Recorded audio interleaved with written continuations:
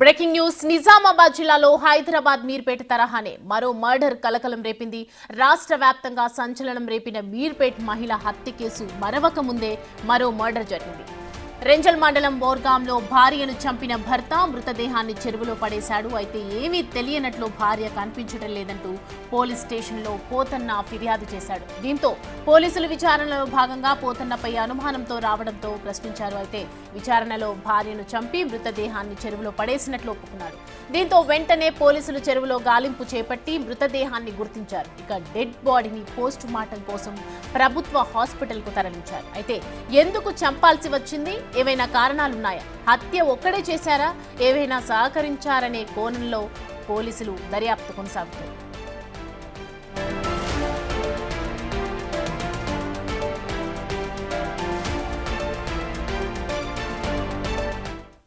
ఈ అంశానికి సంబంధించి మరిన్ని అప్డేట్స్ మా ప్రతినిధి రాజేష్ అందిస్తారు. రాజేష్, మీర్పేట్ మహిళకి సంబంధించిన కేసు గురుమూర్తి కేసు నడుస్తుంది. ఈ నేపథ్యంలోనే మరొక కేసు కూడా పుట్టుకొచ్చింది. అసలు ఏ విధంగా చూడాలి ఈ మర్డర్స్? భార్యని చంపడం అనేది అసలు దారుణంగా వ్యవహరిస్తున్నారు. కేసు చట్టం మీద కానీ భార్య మీద కానీ ఎటువంటి కూడా సింపతి లేకుండా ప్రవర్తిస్తున్నటువంటి తీరు, దాన్ని ఏ విధంగా చూడాలి? అసలు అప్డేట్స్ ఏంటి? చిన్న చిన్న గొడవల కారణంగానే భార్యాభర్తల మధ్య జరుగుతున్న గొడవలు ఏవైతే అవి హత్యలకు దారితీస్తున్నాయి.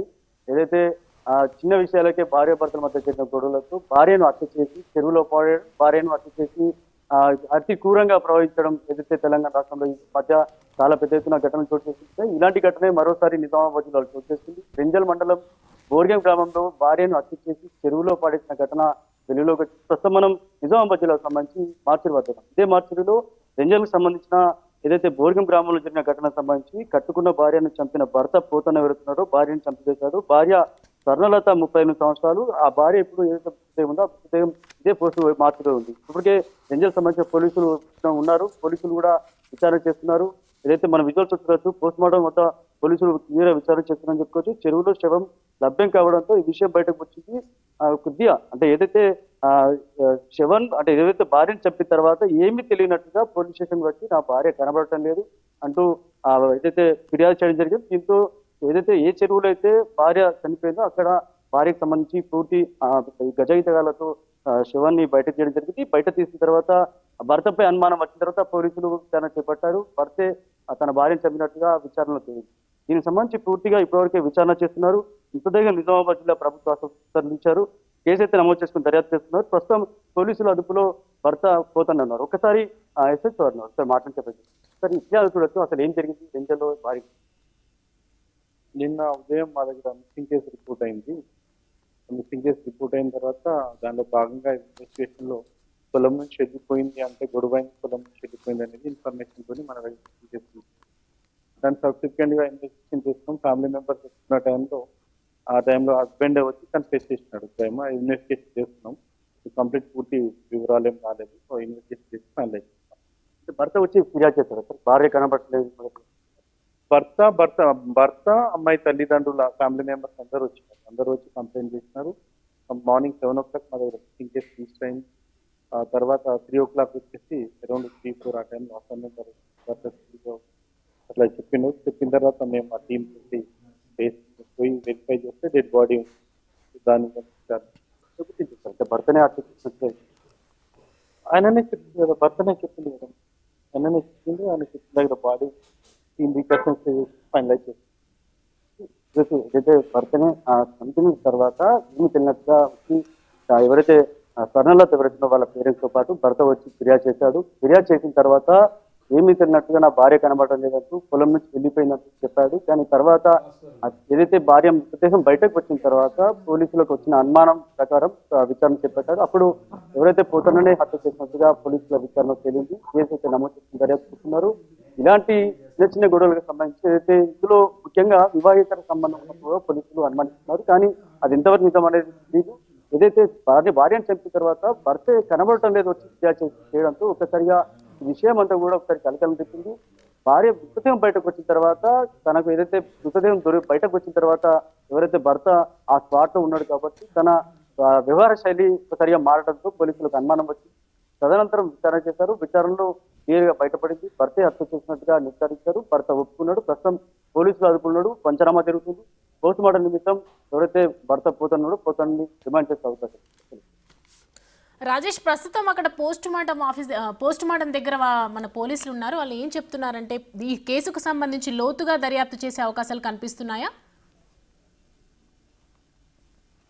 అంటే మీరు అన్నట్లు అంతే. అంటే ఏదైతే ఎప్పుడైతే ఆ గొడవలకు సంబంధించా లేకపోతే వాళ్ళిద్దరి మధ్య చాలా కాలంగా జరుగుతున్న గొడవలు కావచ్చు, లేకపోతే వివాహితర సంబంధం కావచ్చు, లేకపోతే ఇంకే కారణాలనే కావచ్చు.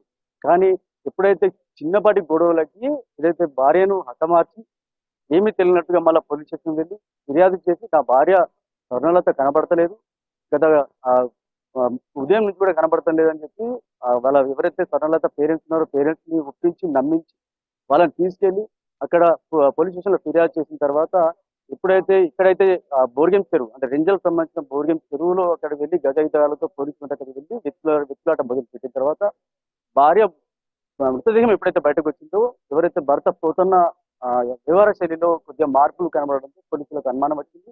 అప్పటికే ఏమీ తెలియని ఎవరైతే స్వర్ణలత పేరెంట్స్ ఉన్నారో వాళ్ళకు కూడా ఇలాంటి విషయాలు ఏం తెలియదు. అప్పటికే హత్య చేసిన విషయం తెలియదు. ఎప్పుడైతే విచారణలో ఎవరైతే భర్త పోతున్న వ్యవహార శైలిలో మార్పులు రావడంతో పోలీసులు అనుమానం వచ్చింది. విచారణ చేపట్టారు. వాళ్ళ ఏదైతే వాళ్ళ స్టైల్లో ఏదైతే ఇంట్రాగేషన్ చేశారో అందులో భర్త పోతున్ననే భార్యను చెప్పినట్టుగా ఒప్పుకున్నాడు. దీంతో భర్తని అరెస్ట్ చేశారు. భార్య మృతదేహాన్ని పోస్ట్ మార్టం తరలించారు. తీరా ఇంకా విచారణ లోతుగా ఇంకా చేయాల్సి ఉంది.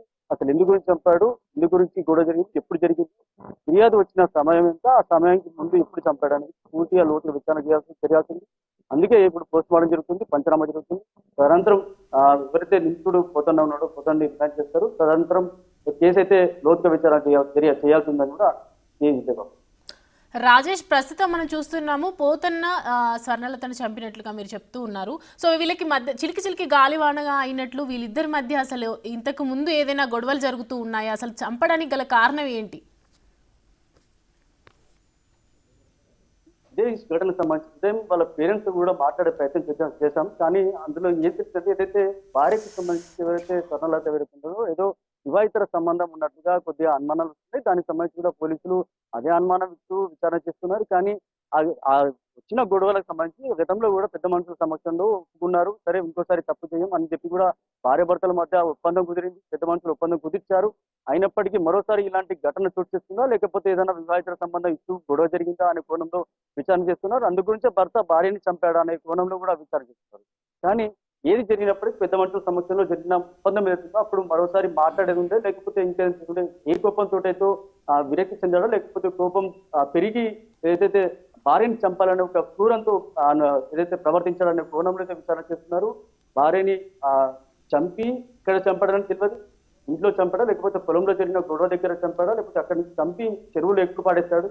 చెరువులో పాడేసిన తర్వాత పోలీస్ స్టేషన్ కి ఎలా వచ్చాడు ఫిర్యాదు చేయడానికి, ఏదైతే భార్య స్వర్ణలత ఎవరుతుందో వాళ్ళ పేరెంట్స్ కి ఎప్పుడు ఇంటిమేషన్ చేశారు, ఇదంతా కూడా పూర్తి విచారణ చేయాల్సింది. అందులో భాగంగానే ఏదైతే పోలీస్ స్టేషన్ వచ్చి ఏమీ తెలియనట్టుగా కూర్చొని పోలీస్ స్టేషన్ వచ్చి ఫిర్యాదు చేయడం, నా భార్య కనబడటం లేదు పొద్దు నిమిషం చెప్పడం, ఇదంతా కూడా ఒక నాటకీయ పరంగా జరిగిన ఘటనగా చూడవచ్చు. ఏదైతే క్లియర్ గా చంపాలి, భార్యను చంపాలి అనే మైండ్ లో సెట్ చేసిన తర్వాతనే ఈ ఘటన జరిగిందని చెప్పుకోవచ్చు. అందుకే భార్యను చంపి చెరువులో పాడేయడం, తదనంతరం మళ్ళీ పొట్టుకుని వెళ్ళి అక్కడ ఫిర్యాదు చేయడం, ఏదైతే భార్య మృతదేహం బయటకు వచ్చిన తర్వాత అక్కడ స్పాట్ లో భార్యను చూసిన తర్వాత ఎవరైతే పోతన్న వెళ్తున్నారో తన వ్యవహారం చేయాలి లేకపోతే భయం పడడం, ఇలాంటి ఘటనలు అక్కడ జరిగినట్టుగా పోలీసులు అయితే అనుమానిస్తున్నారు.